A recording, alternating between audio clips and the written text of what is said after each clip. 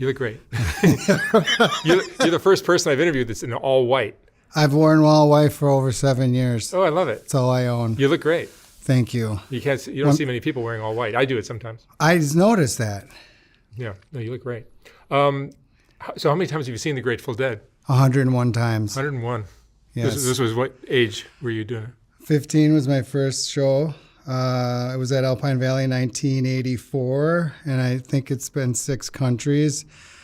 My brother bought me a ticket for my birthday to AC/DC, and so a couple years later, there was all these advertisements on the radio for Grateful Dead, and I just thought it was a heavy metal band. And so I went to the show with a 15-year-old friend, took a bus out there, and it was just like this parking lot scene with hippies and people selling peanut butter and honey, banana sandwiches, and like just bands in the parking lot, and just this scene of like love and hippies, and you just felt this energy that you just... What year was this? 1984.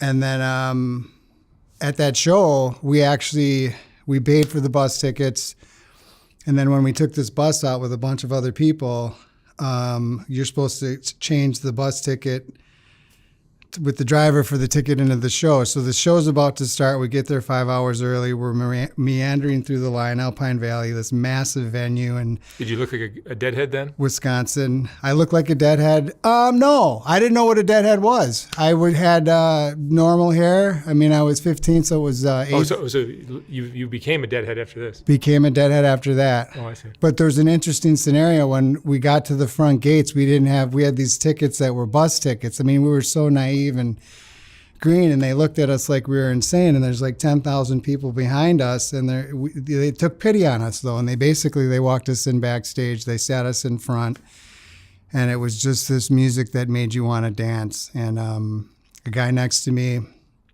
had some mushrooms. We took a couple. It wasn't a very intense trip, but it was just this amazing place. And then after that, I fell in love with the scene of the love and the music. And that's a whole nother story. And the Grateful Dead had a 600-song repertoire. So they would do a spring, summer, winter, fall tour. You could go see 15 shows. You might see 4 songs repeated. They had 2 drummers, and they'd always have a drum solo in the middle. So it was never the same show. And then like the next year they came back for 3 days. I went to all 3 days. And then we also followed them to Chicago. And then 17 when I was 18. So 84, 85, 86, 87...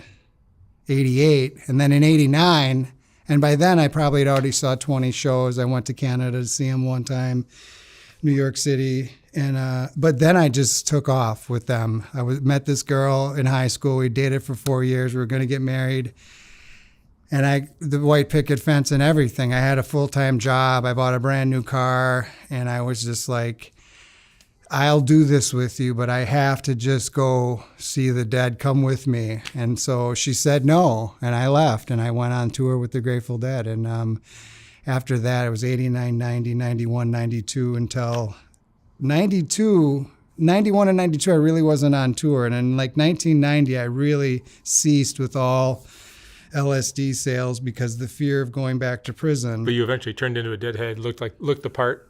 I did look the part. Probably in school, there was like the jocks and the greasers. You had hair down your back. And the dirt balls. So then that's what we called them. But I was a jock when I went in, and I was varsity wrestler. I played a little football, but then I became a dirtball, so to speak. But I had long hair, but not like once I went on tour. But there was a safety first on tour too, like selling drugs. And there was always a safety first in my whole life of selling drugs. Even when like in high school, we grew pot, my friends all grew pot. And I remember the first time I came home with a quarter pound, which was right around the time of that first Dead show. And my mom said something like, you stink like a skunk. And so right away, the fear, and then this is the dichotomy of it, because you're doing something that your parents don't want you to do. It's illegal, but it's not like I was, waking up, smoking pot, stealing money to get it. It was more of a recreational thing, and I really wasn't harming anyone, but it was highly freaking illegal. Like people today don't understand of what we went through. And today you can just get it anywhere. But like even on Dead Tour, when we were driving through like the state of Texas, everybody put everything away. It was hidden, no tie-dyes. Your hair was back and like for the next 15 hours, because in Texas in the 80s, if you got pulled over with a couple joints, you were going to prison. I mean, it was a felony. So after that happened with my mother, I'd started hiding it outside.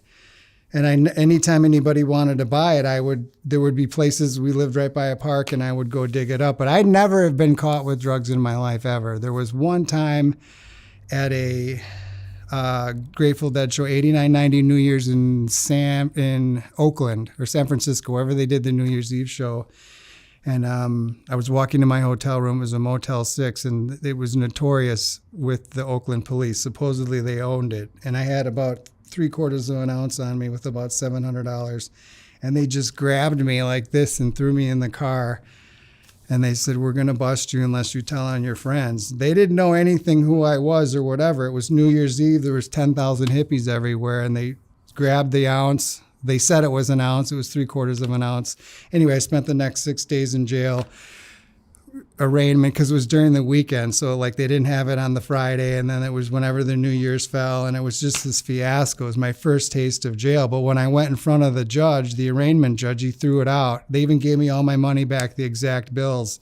They had saved it in evidence because the cops like, this is over an ounce, and if it's over an ounce, it's a felony. So it was just, so I guess in that sense, they caught me, but they just essentially, there was no reason for them to grab me. So that was a bad experience. But the safety first was the paramount thing of my whole life, selling heroin in prison or selling the marijuana. And in prison, I sold heroin just to support my marijuana habit. And that's just something that we could get into that if you want to. But that is... You went to prison for drugs? Selling LSD, yes. I had 9 counts of interstate commerce for LSD and 9 counts of money laundering. And the way the statute is written for the money laundering, I think it's 1856, but it's a statute about that thick. So money laundering is, besides what you think of, like we're going to hide all the money in gold or we're going to buy real estate. If I send you money from an illegal transaction and say I use the mail or I wire it to you, any sort of transferring of money, that falls under the money laundering statute. So it's a very broad application of the law. And then when they arrested me, they already had an 18-count federal indictment that they had convened a grand jury for 9 months before. And then they were following me around the country trying to catch me with LSD. Because then they know they've got you. And then the whole game was, if they get you, they can get you to tell, and then they get the bigger fish. And the thing is with LSD, for us, like LSD was a sacrament. It was a spiritual experience. It was something that I never abused. I never knew anyone who abused it. If you take like a quartz crystal, it looks like a gram. Like a gram of LSD looks like just like a quartz crystal would look like. Same size as a gram of cocaine, but it's 10,000 hits. And there's very few people in the world that have ever seen crystal LSD. I mean, these people, we had a conspiracy to want to bring about radical social change. And that's really, when you think of LSD, Albert Hofmann discovered it in 1938. And then he first took it in April 19th of 1943. And then MK Ultra, the CIA got a hold of it in the 1950s. They did a lot of studies with alcoholism. Bill Wilson, the founder of Alcoholics Anonymous, did a lot of research with it with the psychologist Cohen here at the LAVA. But they were doing that all over the country. But what they realized is that it kind of made people, the cultural imprinting, the neural imprinting that we have as a culture to live a certain way, the farming society, the work, like it sort of stripped that all away.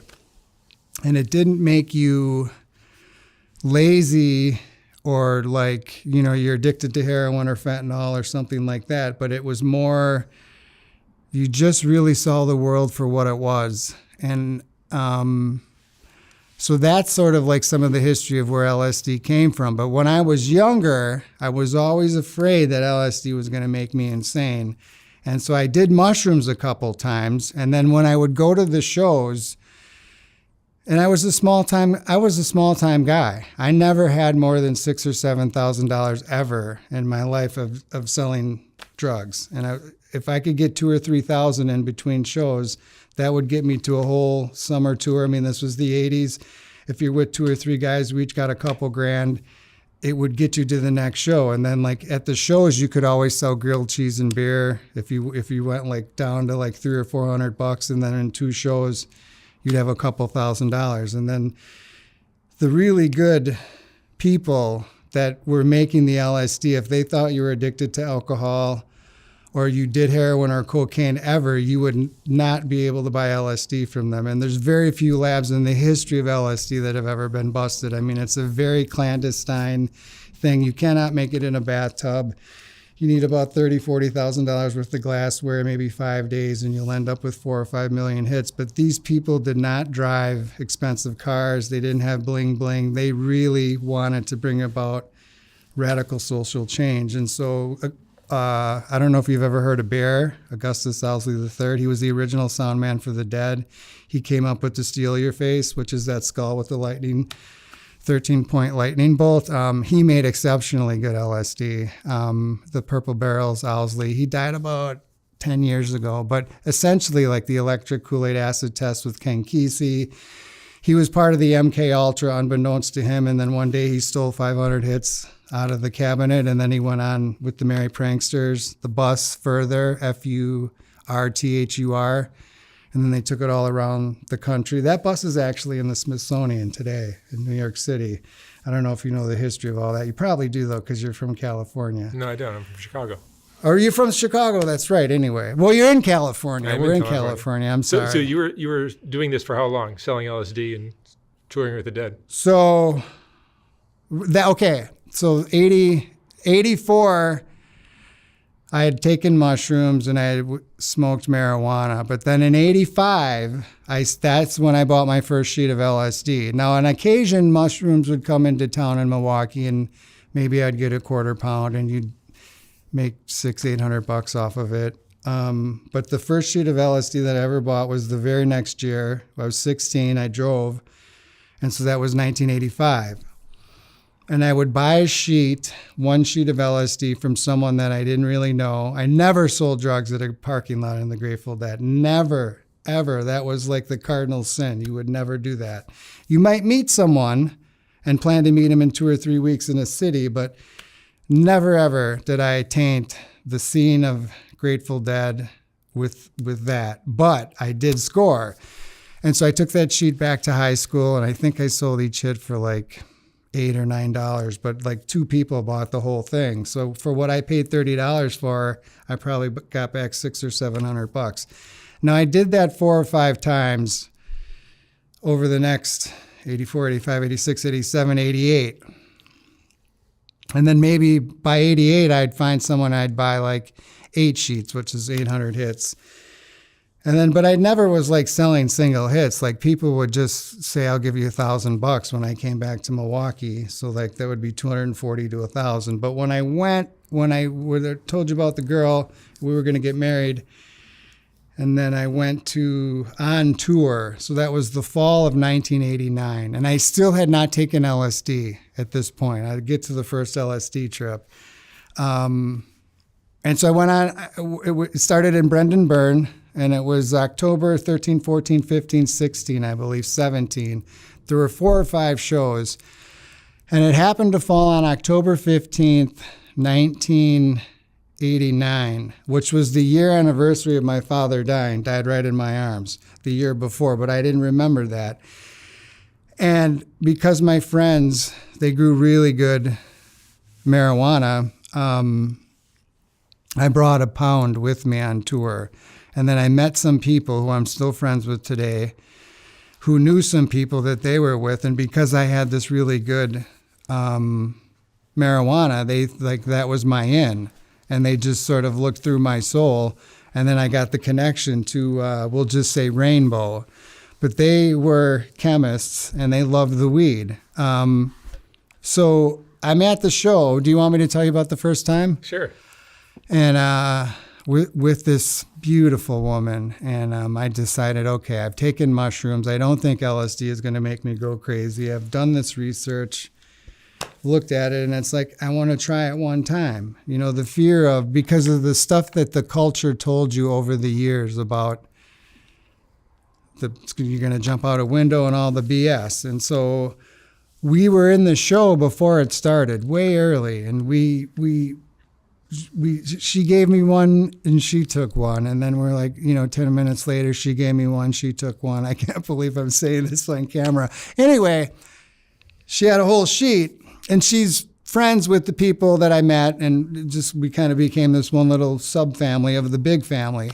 And so I don't know, maybe pretty soon there's like 20 hits off this sheet. She took 8 or 9 and 10, and and then all of a sudden, the lights were just getting a little weird. But it was this beautiful trip. So like, we saw the show, but we realized, like, cause we kept, saying she had never taken it either. Maybe once before she did. And, it was a beautiful trip. The lights kind of kept getting dimmer and slower. And, but what LSD does is it breaks you down to the moment, to the vibrations and the colors. You see sounds, you hear colors, and then today, within the last 25 years, if you talk to like a nanoscientist, and they can actually, everything is a wave, and everything has a color, and they can look at it with cameras, and then they can also listen to like a leaf and what it emits. And so it sort of just brings you down to a place that is, I mean, I can't explain it with words, but it's not something that, we weren't drunk, we weren't high. It wasn't like, it was very well thought out, because the 15th was the third show. So I had met them the second I came to the parking lot. So this is like the third day we're hanging out. And then I realized this was a year ago to the day that my dad died. And I had a moment. And I'll tell you about my parents. I was born in Chicago. My parents met at Playboy. My mom posed for Centerfold in the 1960s. Pompeo Posar just hounded the crap out of her, and she finally relented. My dad collected money. They told me about parties at like the mansion on State Parkway. But during that trip, and I want to share this memory with you, when I was 5 years old, my dad took me to a Chicago Blackhawks game at the Chicago Stadium. It was in October of '74, so I was like 5.5, and they won 10-4. And I remember when they scored the first goal, and I was standing on the ground, and the whole stadium shook, and it was like there was an earthquake. And I just remember grabbing onto his legs, and then he picked me up above the crowd, and then the sound, like that is imbued in my spirit, like the memory of that game. And then I remember my brother took me to a game down there when Jordan was playing, or someone, but it was after they wrecked it, and it's gone. But have you ever been there when it was the Chicago Stadium? Many times, yeah. It was amazing. So, but that was my first LSD trip. And then after that is when I met the people, and they were very careful about who they sold it to and the safety first, and then basically training me. And then like the way that we transferred the money was a very sophisticated way, and we would send the LSD overnight. You would wire the money through Western Union, and you would use a fictitious name and a physical description and like a code question. Now, you can't do that anymore. I'm not giving away any secrets for anybody. It's got to be an ID. And so even back then, there were times where I remember one time at the San Francisco Jerry Garcia shows, there was a Western Union open till like 2 a.m. And I went in there and I filled out 3 pieces of paper. I'd sent, I think, 1,000, 1,000, and 1,500 hits. It was roughly $4,500. It's 3 different slips of paper, 3 different, same physical description, and then 3 different test questions. And like, I got the money. And then the people that I always sent the LSD to, like whenever I did the overnight envelope, like I never touched anything with my hands. I wrote with my left hand. Like there was no trace of anything. And like, so, and then they would always, they told me like, if any heat ever comes down, you know, like, and you had to throw something away, like safety first, don't worry about it. And they would have fronted me as much as I wanted, but I never thought really big like that. But I always had this incredible fear of going to prison. And so there was this constant juxtaposition of what do I believe in, but am I willing to risk my freedom for it? And like on a dead tour, literally, if you had 4,000 or 5,000, you were rich because you could maintain 3,000 or 4,000 just by selling some grilled cheese. You're not really, you got a Coleman stove and you go to the local grocery store and you're just getting to the next show. But the Grateful Dead, I mean, for lack of a better word, it was like a church. And like when I was there, it everything stopped. Like you were in the moment. It was this beautiful scene. There was very little drama. It was just a really kind and gentle place. And I was kind of a troubled kid growing up. So I didn't really know which end is up. I still probably don't, but I know a little bit more than what I did. And, it was something that I loved to do, but deep down in my heart, I knew that LSD was not bad. I knew it was illegal and the government looked at it that way. And,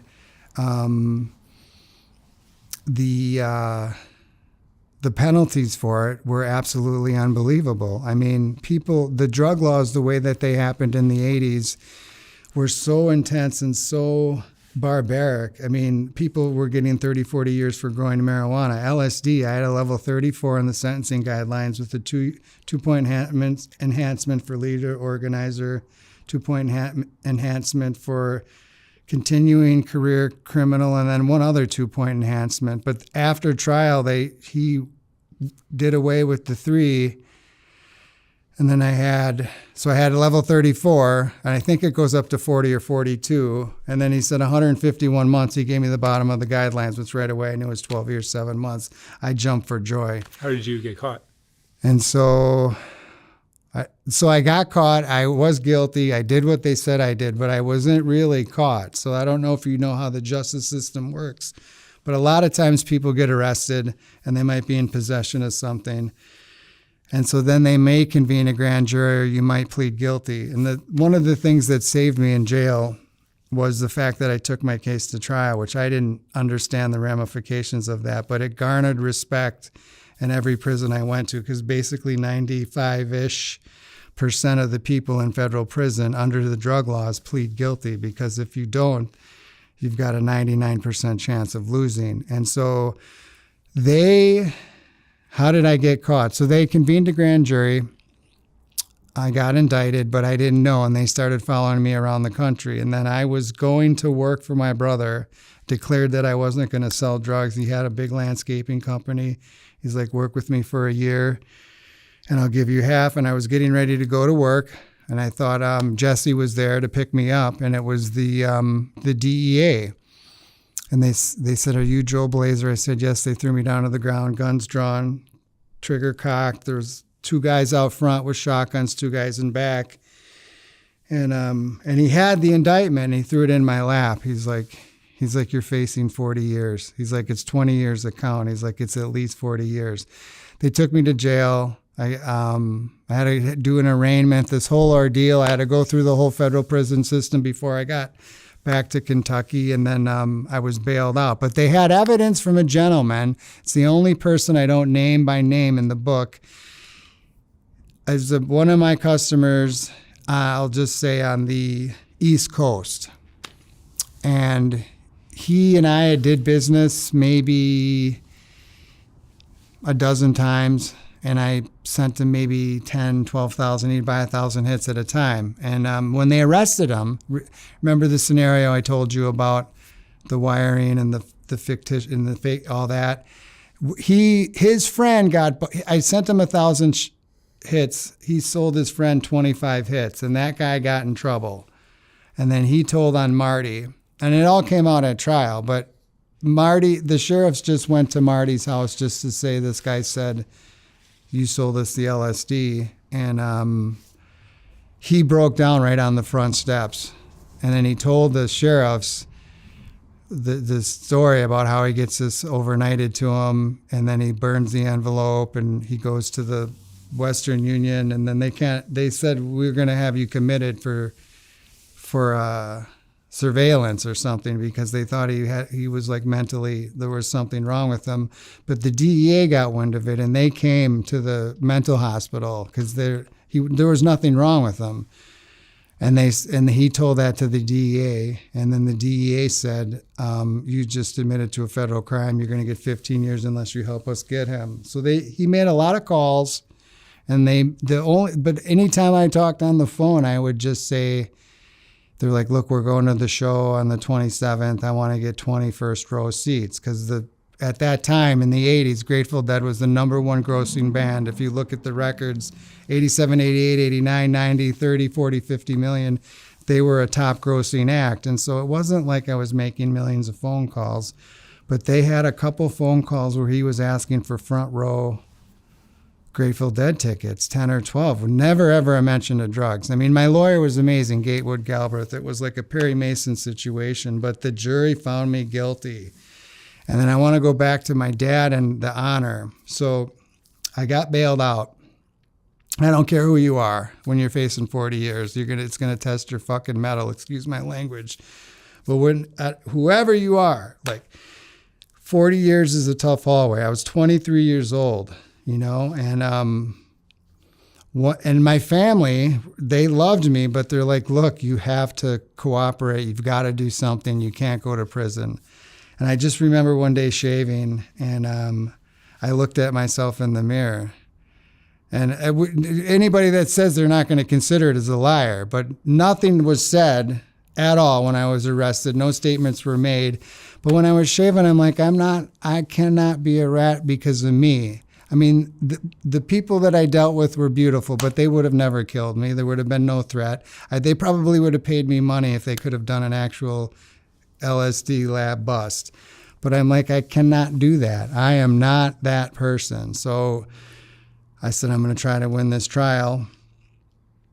And I went to trial. And I just knew it was sort of a rite of passage. And I expected to get 20 years. But I remember my dad, honor. I remember in high school sometimes everybody would get in trouble. Something would happen, and then everybody would tell on themselves, and I wouldn't. And then the principal would get mad, but I wouldn't get suspended. They'd send me home, and my dad, I didn't lie, but it was always about, like, stand up for yourself and honor and never tell. Like, that was the thing. He fought in the war, and he was a very honorable man, and I saw him do things that were along those lines. And so I don't know if that affected me. I mean, obviously, in prison, I did some shenanigans, which was not cool. But since getting out 26 years ago, I've been, I'm a square. I pay taxes. I do what I do. And so that's cool. But I could not do what he did to me. But I was fucking scared, man. It's prison. Like, all the stuff that you think can happen can happen. What prison were you in? So I started out in Sandstone, Minnesota, which was a low, and I had 151 months. And I mean, how much do you want me to get into it? Well, I mean, you ended up in Marion. I ended up in Marion. Tell me about Marion. Marion there's a story behind Marion that I learned in the first prison, but essentially Marion opened after Alcatraz closed, United States Penitentiary, Marion, in 1963.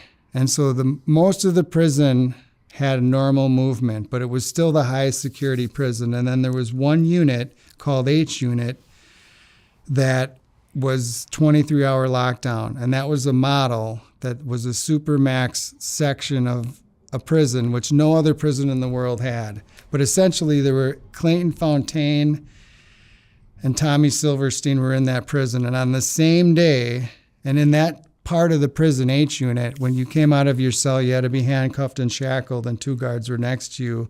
One of them broke away to another cell. They unlocked his cuffs, and he killed a guard and horribly maimed 2 others. And then simultaneously the same time, Clayton Fontaine killed a guard.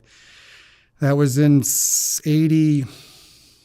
1 or 2. And then after that happened, they declared Marion, they made the whole entire prison of Marion the Supermax prison that was known up until maybe 2005. So the whole entire prison was locked down, single cells.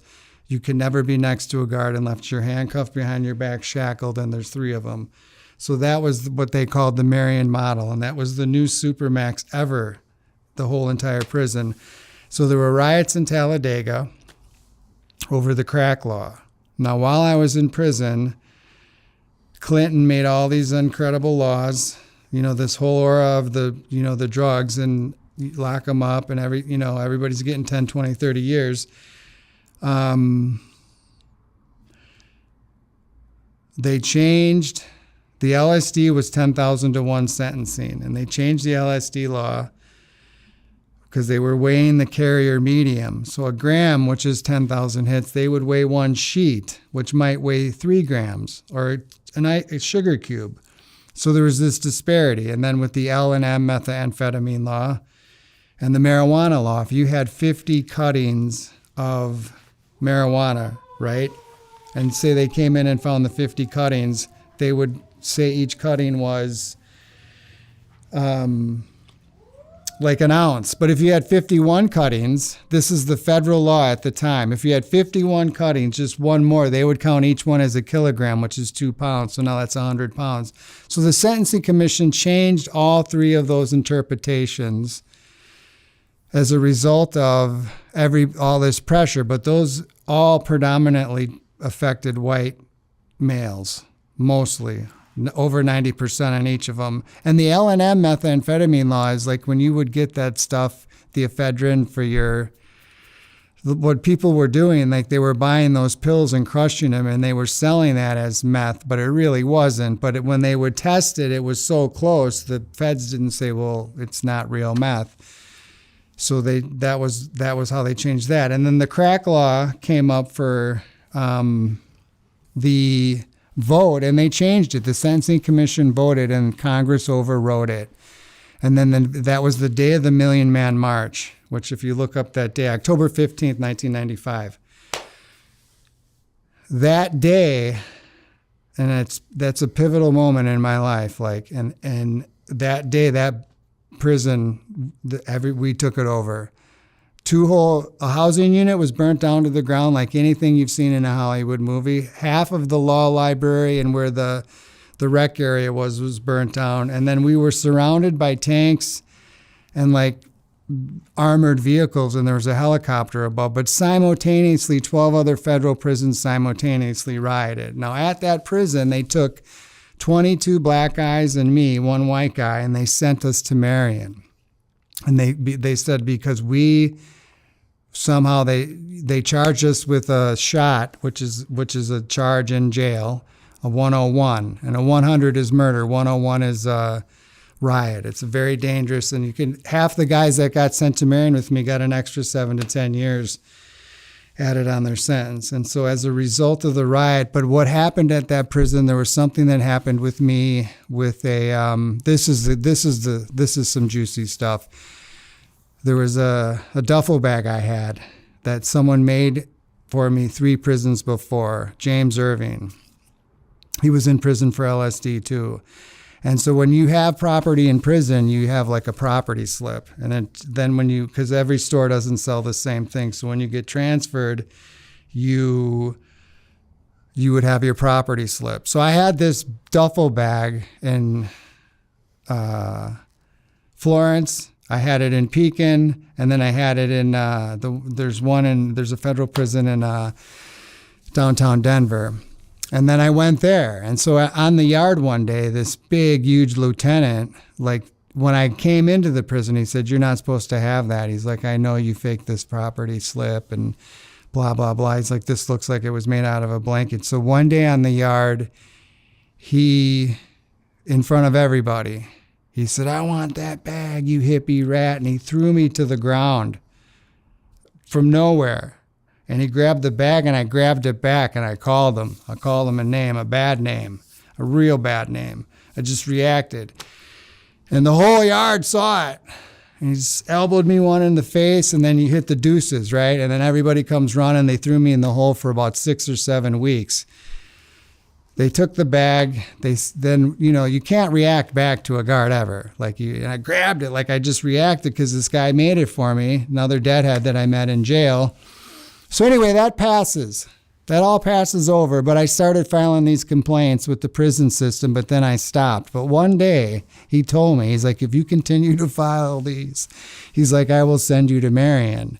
And I laughed at him because it's like you could stab a prison guard and not get sent to Marion. It's almost like it could see what was happening. But there was always a sense of camaraderie on the yard. And I want to digress for 1 second. When I was in Florence, Colorado, that was controlled more by the whites than the blacks. But it didn't matter whites or blacks. But one day in the chow hall, there was always a white and a black line, which as a deadhead never made sense to me, because it was like divide and conquer, right? The Indian came in and he had way too much to drink. And he took his cup and he went at a CO, a corrections officer. Now in the chow hall, if you ever do anything bad, you get in really big trouble because there's 400 or 600 guys. There's only 15 or 20 guards. They're vulnerable. And I witnessed this. And so the guards started literally just about beating him to death. And then the 2 guys from the white side and 2 guys from the black side stood up and they pointed and they're like, okay, you send him in, you send him in. And so in this midst of this place, this prison, this pit of bad and evil, everybody's doing time, the solidarity of we're going to send a white guy in and send a black guy in to help the Indian. And then they started beating those 2 guys, but they let up on the Indian. And they told everybody to get down, and then they took him away. And so it seems crude, but if you see the love in that these 2 factions of people of different races, but I saw many examples of that. And it's not like it's made out in Hollywood and in a Grateful Dead parking lot, the love and the sharing and the kindness. And so anyway, so now Marion. So we're on the bus, we're driving, and they're not telling us where we're going. And everybody's trying to guess where they're going. And all of a sudden, this thing of horror comes over me. This is after the place is burnt down. This is after everybody's charged. I said, holy shit, we're going to Marion. And everybody looked at me. They're like, there was silence. You could hear a pin drop. And there was this big mirror on the prison bus. And the guy looks up like this and he just smirks. When we got to Marion, it's a long ride. There was a regiment of the Ninja Turtles. They're dressed with everything. The shock plates, the things, the big, looks like, Skywalker. And they're lined up 14 deep and 10 wide, and the guy's got a camera. Now, I was only on Talladega Yard for maybe 5 or 6 months. In 2 or 3 months, I was in the hole because of the duffel bag incident. We got off the bus. They beat up everybody but maybe 3 people and me. Beat them in front of everybody, one at a time, right? To the bad. Beat them bad. And they planned this whole entire thing out from the beginning. And so then they check you in, they bring you in, you see a doctor. Just like anytime you go to a prison, you see a doctor, you see the counselor. Do you have any diseases? You fill out all the paperwork, you change your clothes, you shower. So then we're all in a holding cell. This is maybe 3 hours later. The guys that got the brutalest beatings are bandaged up. I mean, I'm telling this story. If someone told me this story, I don't even think I'd believe it. And so now once you're in Marion, it's a supermax prison. So you cannot be next to a guard without being handcuffed and shackled. And the whole check-in process and all that, the way it's set up, you don't. So we're in the holding cell. And if you can imagine a big rectangular room, and then in the corner of the room, there's a little tiny box. And so you go into that box, you get handcuffed and shackled. But outside of the box, they're reaching in, and then they take you to your cell. But what they do is they say, Blaeser, come on, you cuffing up first. And there's 3 guys they didn't touch. They were big, and they didn't know me. And so they cuff me and handcuff me behind my back, and then they open up the door to go back in the cage.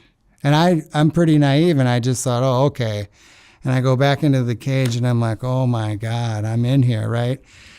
And then all of a sudden, the biggest dude in the cell, he starts bitching at the guard, motherfucker, we're not going to touch him, man. It's us against you. And like, they started like all as one, like, fuck you, fuck you, fuck you, fuck you. And they left me in there for about 15 minutes.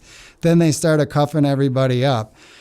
But like, that was my introduction to Marion. But I'll also say this, when they brought me to my cell, I was fucking grateful that I had a cell with nobody in it. I mean, I was prison, but like, and they had bars, so it was a little bit of easier time. So, but does that answer your question about Marion? Yeah, I think it does. And so you got out, and what have you done since you got out? I got out on September 7th, 1997. Yes, because I filed 4 appeals. One went to the Supreme Court, one went to the appellate court. I got action on 2. I lost 2. The one that went to the Supreme Court was held in abeyance. So if there's an appeal that has a like kind issue exactly, you can attach yours, and the court will say, before they make the decision, they'll make a decision on, we're going to hold yours in abeyance, which means essentially it's the same thing. And so I got 90 months, reduced 20, and then 50. So I served 61 months. And then when I got out, I'll tell you a story.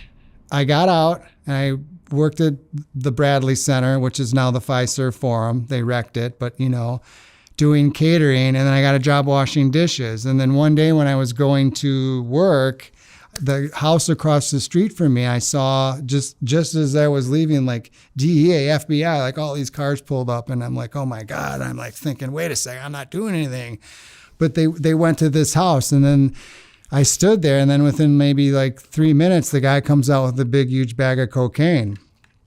And I'm like, they're going to confiscate that house.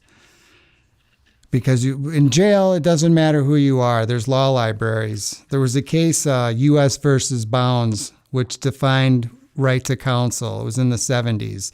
And right to counsel, if you're in prison, means law library. So the law libraries are pretty well stocked. And so even a dumb prisoner, you get to learn a lot about law. And I went down to the marshals the next day, and I said, I want to make an unsolicited bid on this house. I know you're going to confiscate it.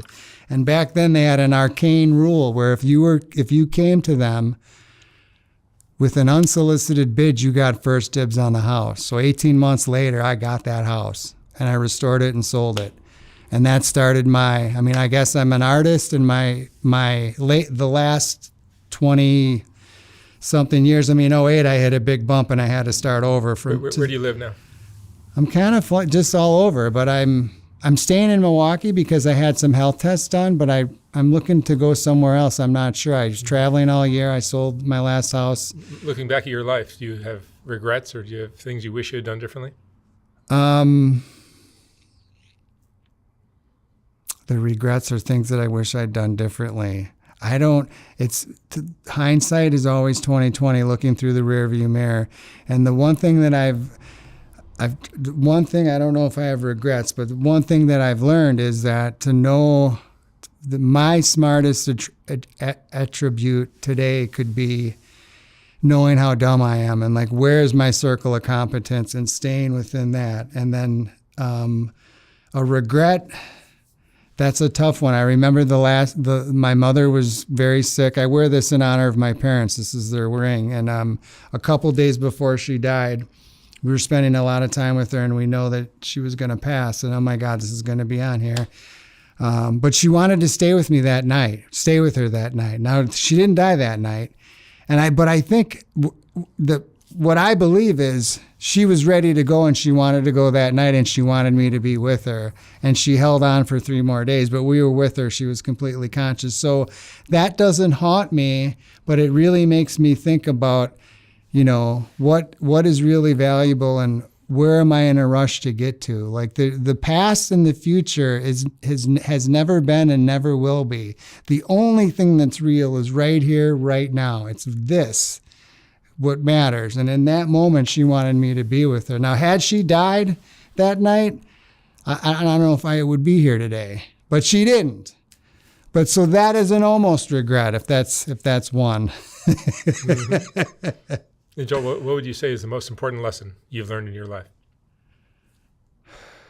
The most important so far, or one that most is a big word, but absolutely to not have resentments. They're like poison. Like that is. Can I share another story about where I learned that? Sure. In Marion. I won't turn it into a big story, but there was a situation where I'd already told you about Tommy Silverstein, if that makes it in here. But one day I didn't get my rec, and I blurted some stuff out, and I used his name. And then they brought every prison guard in front of my cell. And then my mom came to visit me on New Year's Eve, and they just beat the shit out of me coming out of there. And it's the only time that anything physical ever happened to me in prison. But I kind of had it coming, and I garnered some more respect. And half the guys, 3/4 of the guys I got off the bus with got their asses whipped. But anyway, a couple months later, I was in the hole, and I realized that I had a very good shot at maybe winning my appeal and going home like soon. And I don't know how it came over me. I wasn't in AA. I wasn't religious. It had to be from the LSD and the hallucinogens. But these two cops came in the hole, and they just were like talking about having sex with their wives and trying to get us all hot and bothered. And when they left, me and Ghetto laughed at each other. But I had this incredible sense of empathy and sympathy for them. And then somehow something came to me. I'm just part of the whole. If anybody asks me what I am, I'm part of the whole. I don't restore houses. I want to be part of the whole. And I said, I have to pray for these people. I cannot leave here with resentments against these prison guards, or I'll have a life term of prison. That'll be a mental prison I will never get out of. And so don't get me wrong, I'm human. I'll get a resentment, and I got to pray for someone for 2 weeks. But that was my first lesson in this pit of wickedness. And I'm not somebody special, because everybody on that row, none of them got mad at the cops to varying degrees. So I'd say the biggest lesson, like that's a big one. That's a big lesson. And the other thing is, I am so sensitive to the world. I'm such a recluse and such a introvert. I really am. But that and I don't want to pat myself on the back, but I'm so glad I didn't tell. Like, I would have been fucked up, man. I probably would have OD'd and gotten addicted to fentanyl or coke or something really bad. I mean, I had my issues with coke, but is there anything else? No, that's good. That's great. Joel, thank you so much for sharing your story. Thank you, Mark. You've had an interesting life. How long was that? 48 minutes. 48 minutes. Wow.